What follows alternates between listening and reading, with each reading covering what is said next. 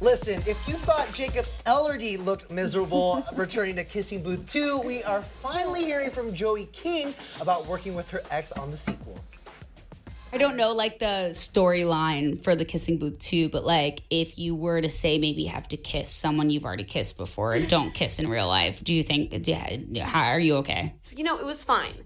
It was good, and I think for me, like, because I am very much, like, a freaking huge fan of the Kissing Booth myself. Going back and doing that and making the sacrifice of obviously what everyone is thinking about and what I'm not outwardly addressing, but what I'm kind of on the sly addressing, making those sacrifices was totally worth it. That was Joey on Mood with Lauren Elizabeth's podcast. In her own words, slyly addressing working with her ex-boyfriend on the sequel to The Kissing Booth. And what I noticed in particular about what she told Lauren was the word sacrifice. Yeah. She refers to working with her ex as a sacrifice. What, like a sacrifice for your job? Yeah, you have this successful first movie. You guys are doing the second one. But that, to me, in my opinion, my perspective, that was a little bit of shade. I think it's because she meant she had to sacrifice her personal feelings. Because let's be real, having to like see your ex is awkward enough, but having to work with them again, and then probably kiss them again. Again, we don't know the storyline for the Kissing Booth 2, but that's awkward. I mean, that's the title of the movie, Kissing. So I assume it's gonna happen. I mean, you guys heard it from Joey right there. She said that she's a fan of the film herself, and let's be real, it was Netflix's most rewatched movie in 2018. Yeah. So like, there's a lot of people who are not only anticipating the sequel, but they want to know the stuff that's going on behind the scenes as much as they do with the characters in front. 100%. Our producer Brianna in the control room. What are your thoughts on this? I mean, that's just gotta be awkward. I mean, I get it. It is technically a sacrifice, I guess, to work with your ex again, because how weird is that gonna be to do a movie that you're supposed to be in a relationship, you're gonna be very intimate with each other, and it's like you're broken up. And can I add, it's the movie where they met. I mean, you guys, they met on the set of The Kissing Booth, and that was in 2018. By February the following year, they reportedly broke up. But Joey tells Lauren Elizabeth on that podcast that it really was a beautiful time, though, making the sequel. And she says that she grew as an actor, but also grew as a person. You know what's so interesting about Joey and, you know, her relationship with Jacob was that it was always, they weren't afraid to post on social media, and you know, they often posted photos with each other, but never really addressed it in like a media standpoint. And even here, like she said, she's a slyly addressing. She don't want to talk about it. Interesting that you should say that, because we asked Joey about this. Well, kind of. We slightly addressed it when at the TCAs back in February. Around the same month, there was reports that they split, and she told ET that it was really weird to all of a sudden have to address her dating life. She says, it becomes overwhelming, and you're like, I just want to experience what I'm experiencing privately, because whether it's hard for me or not, I just want the respect and the space. And that's why I feel like she's being a normal young woman by posting her boyfriend on social media as if they were not these two young, famous actors and actresses, but like also the same. Like, that's like her view. That's her perspective of normalcy. You know, are you? Do you understand what I'm saying? Yeah, it's like she's been thrust into this public life, and and it's the first time where a relationship of hers was public, but she kind of felt like it was part of the territory, but it's still bizarre.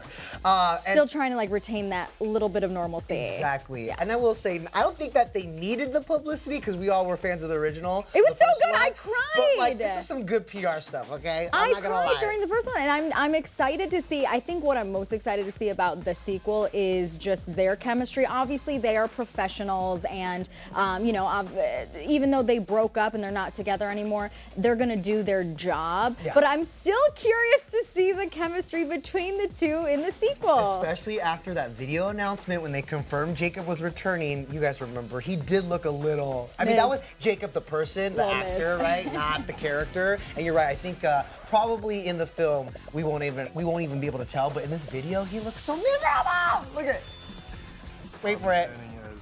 Yeah, cool. I'm returning as Someone save him. Meanwhile, everyone. Someone save him. Oh my goodness. We'll find out when The Kissing Booth 2, I think it's out next year on Netflix. Yeah. Joey and Jacob may be over working together, but you guys, Summer Walker is over The life of fame. Say it ain't so. The singer took to Instagram alluding that she might be quitting music and the public life. In a very lengthy post. Very lengthy. In fact, she says, first of all, I've decided y'all don't deserve me.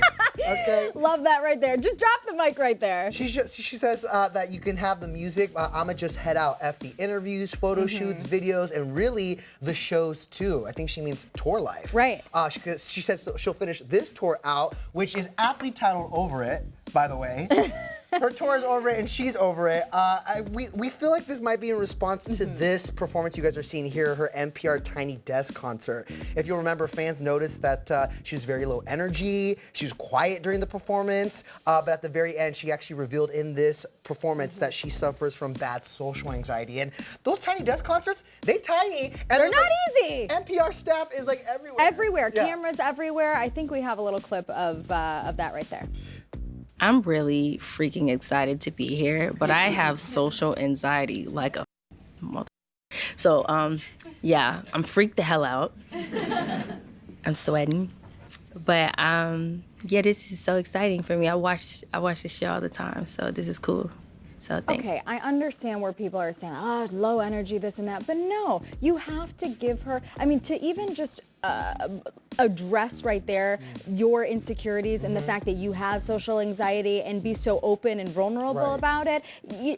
I commend her for that. And at the same time, like you mentioned, you're in this setting that may be a little bit different for you. There's cameras all around. There's a lot of pressure on. She said she was sweating. She's nervous. You know, I just, at the And end it's more of the day. acoustic too, so it's not like as grand and big as a tour. Exactly. Yeah. And you know what? At the end of the day, she's a young artist. She's 23 years old, and I appreciate her being able to recognize that it's time to take a step back. I just hope it's not a step back forever. And I know Brianna, our producer, I know this one like really caught your eye when she posted. I mean, this is a shock. But Brianna, right? let me ask you though, because I have questions. Like, I need more clarity on exactly what she's taking a break from. You know? Yeah, that's what I didn't really get either, because like she says that, you know, we can have the music, like we'll still have the music, but it seems like she really wants to be done with performing. I think that's really kind of like her biggest issue right now, because like so many people were coming for her on Twitter from that performance, and like for like past performances and just like her appearance overall. Sometimes like she said, she's like every day doesn't have to be like a bad bitch contest. I'd like to see, and this is what frustrates me so much, is I'd like to see every single person who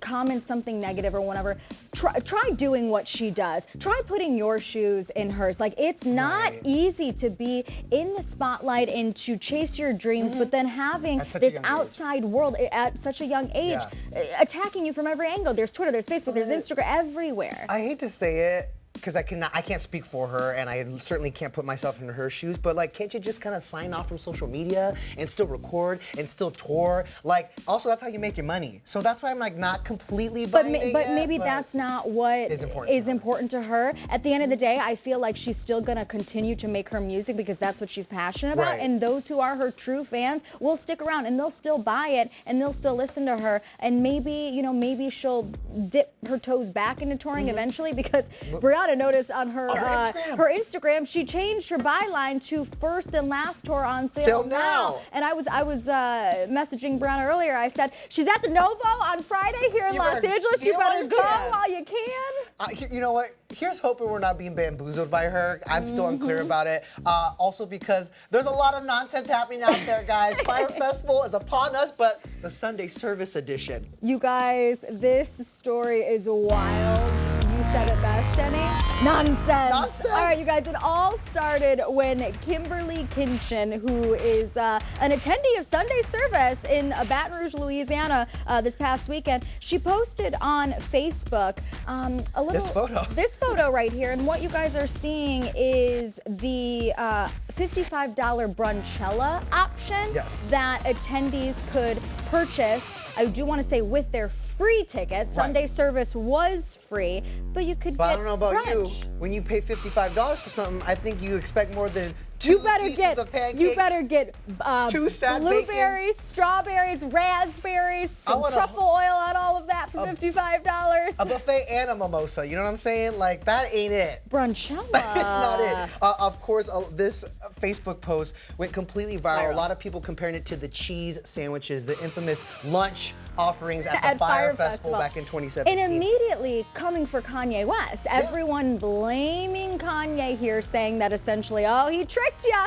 he got ya, free Sunday service, but $55 Because correct me if I'm wrong, Cass, but that $55 brunch was for VIP guests. Right. Yeah, so it's like, again, when you're paying VIP, you're expecting kind of like quality, you know? Well, it did get the attention of the actual catering service. Yeah, so Lauren's Fine Catering, you guys, because again, a lot of people were coming for everyone involved here, the promoters, the catering, Kanye West. They took to Facebook to clarify some things in a very lengthy post, saying that they were contacted to cater the event, a very large event, I will say, only 28 hours before, and it was after the $55 price was set, and they had to prepare for 2,000 guests, which they say they typically do not fulfill large full-service orders with less than a month's notice, but they did it only 28 hours before with notice. Right, and they added that they regret that the food ordered by the organizers turned out the way it did, but they said they're also banking on the fact that there were people there who gave them compliments about the food. And they're also saying, like, people were complaining that their pancakes weren't hot or whatever. Y'all, they said it was 35 degrees out. Of course things are going to get Louisiana. cold. Okay, all right, and their goal was to serve more than 2,000 VIP guests as quickly as possible. Here's hoping they do a little make good, but this story had me sent. I'm not gonna lie. It had the whole internet sent, and that's like, so Kimberly, who originally posted that brunch photo that went viral, she posted again last night saying that she did not expect it to go viral and doesn't like the fact that social media is essentially blaming Kanye. She said that they should blame whoever organized the event, and she said that Kanye delivered on what Kanye does at each Sunday service. He brought the music, he brought the gospel. Yes, he was a little bit late. Yeah. A little fashionably late, but everything Kanye touches is a little bit late. Hello, the album. Oh, right, exactly, right, 100%. And that's why I'm saying just leave the music, just do the music. Just do the music. Just show up and perform like you said. But I understand this type of situation and why people are frustrated, because when you have like an event like that, there are a lot of different hands involved, a lot of cooks in the kitchen, no pun intended. Ask Ja Rule. Yeah, no. Yeah, so like there's promoters involved, there's this, there's that, it's a little bit of a cluster. Especially when you put everything together last minute. Like you mentioned, not only were they delayed, but apparently VIP attendees were complaining that they had to wait on a hill away from the stage and then were denied entrance this is something to I the just stage. will never understand about Kanye. Like, I get you like to surprise people with things, but this is why we plan things in advance. You gotta plan it out. Just plan it in advance. You got a whole team. Call Kris Jenner. She'll help you out. She'll plan the whole thing. She'll set up a Sunday service tour for you. Do a Vegas residency. Just stay in one spot and we'll come to you, one bro. One spot, That's all it. set. No Fire Festival part 2, 3, 4, none of it. Exactly. And if any of you guys watching were at Sunday service in Louisiana, let us know. Let us know like what went down in your perspective. Like, send us some photos. Anything. As far as I know, Sunday service this past Sunday in LA at the Forum went off without a hitch. So there you have it. Guys, it is time for our MVP, the most viral post. And our MVP goes out to not one, but two former One Direction members, Liam Payne and Harry Styles. First off, Liam, I mean, our MVP and our hashtag Man Crush Monday. I mean, hold on to your wig, Daddy. It's gone. Hold on, that's the One Direction kid? Yeah. Oh my goodness. Rihanna, he ain't a kid anymore. He has a kid. A grown man. Like, wow. Okay. Did you say he peaked? Who said that? No, I said this ain't a kid anymore. He has a kid. Oh, right. But this is Liam's new campaign for Hugo Boss's Hugo bodywear range. He was modeling with Stella Maxwell. That's who he's like what is it? The flirting? Cuddling. They're posing. I don't even know, though. I've been single too long. We're shook a little by this one, but there's a reason why he has a song called "Strip That Down." Oh folks, yeah. Okay? Strip that down. I'd just like to personally thank Mr. Boss and the whole Hugo Boss. Thank you so much, line. Hugo, Thank for you guys. delivering this to us. And I don't even know. I'm sorry. Like, we love Harry Styles, but even a new album from Harry Styles can't top that. I'm sorry. I beg to differ, because have you guys seen the album art for Harry's new album? Yeah, he's fully clothed. But it's so beautiful. It's kind of brilliant, actually. He's a brilliant artist. Harry revealed that his new album is coming out December 13th, which evidently is Taylor Swift's 30th birthday. Wouldn't you know? The irony out of all the days in the year to release an album. However, I will say, I feel obviously the Swifties and Harry Styles fans, they're like going crazy on social media over this, saying like, oh my God, he's releasing an album on his ex's. But you think it's pure coincidence? I think it's pure coincidence. When you are in the music industry, and I can't speak from experience because you've heard me all sing on the download, things are so calculated on when other people are releasing their albums. You don't want competition. Also on Grammy eligibility. I mean, things are specifically, they take out a calendar and they say, oh, when, and also when your album was finished. Wow, I'm really heated over this. But what's not on that calendar is the birthdays of your exes, and honestly, yes, Harry and Taylor, their romance was so short-lived. Long ago too. It was in 2012, mind you guys. I mean, of course, like obviously different era. I mean, we've had like 6 Taylor Swift eras since then. It's okay, so true. I see what you just did. Sign of the times. Speaking of time is up for us here on the download, you guys. We are back for our brand new episodes all week long, 12 p.m. Pacific time. I can't get used to this daylight savings. We fell back, and now I'm all sorts of messed up, but you know what? Nothing has changed with our time. 12 p.m. Pacific. Put it in your calendar. Just download that ET Live app, right, It's Brianna? free. All right, guys. We'll see you tomorrow.